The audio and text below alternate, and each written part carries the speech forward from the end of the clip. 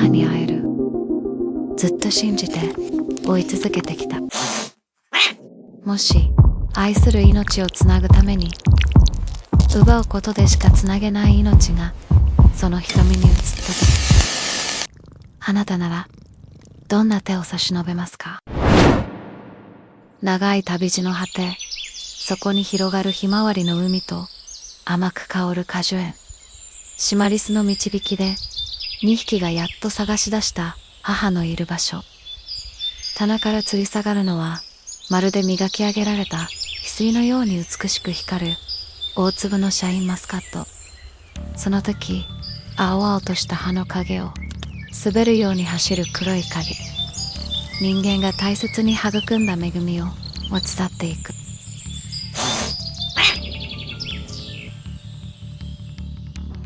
2匹は息を潜め、足音を消してその後を追った。果実を抱きかかえる母の姿、その表面に揺れるみずみずしい朝露が渇きに耐えてきた幼き命の喉を潤していた。それは生きるための切ない過ちだった。許されぬ選択と知りながら我が子の明日だけを見つめていた。背負うものの重さにただ言葉を失う。突如、視界を遮る影。経営するレストランへと向かう途中だったあの老人との運命的な再会。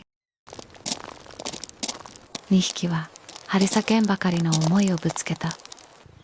それは言葉にならない命の叫びだった。わかったよ。子猫たちの瞳の奥に宿る揺るぎない決意を感じ取り、老人はその覚悟を受け止めるように深く力強くうなずいた。ここを自由に使ってたどり着いたのは眠っていた木造の小屋。一方、主は静かな眼差しで子猫をそのぬくもりへと誘う。この匂い。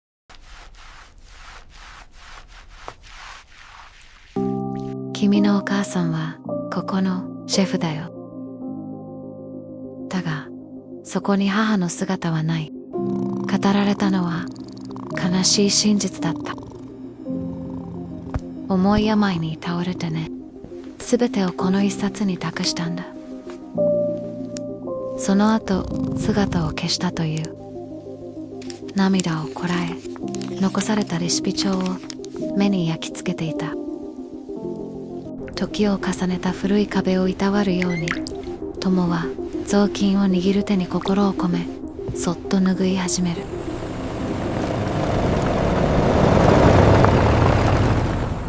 あの場所をどんな命も優しく包み込める。ゆりかごにする。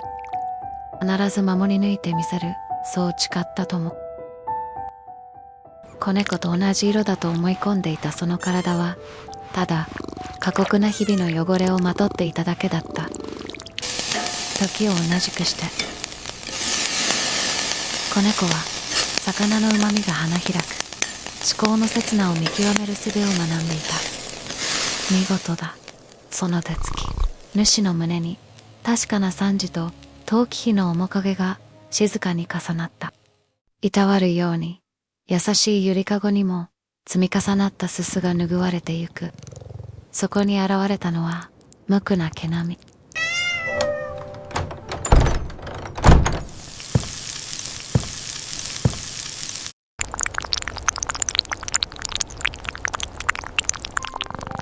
過酷な環境で生きる猫たちは互いにぬくもりを分け合っている。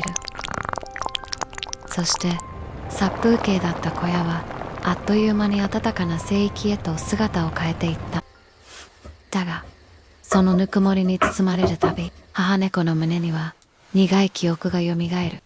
我が子を思うがゆえの許されぬ選択だったとしても、背負った過ちは消えはしない。もうよい。老人はただ受け入れた。過去を消すことはできない。それでも明日は選べる。あなたならどんな手を差し伸べただろうか。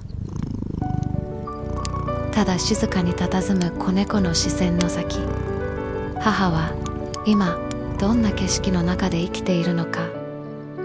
同じ空を見上げていてほしいと願わずにはいられない。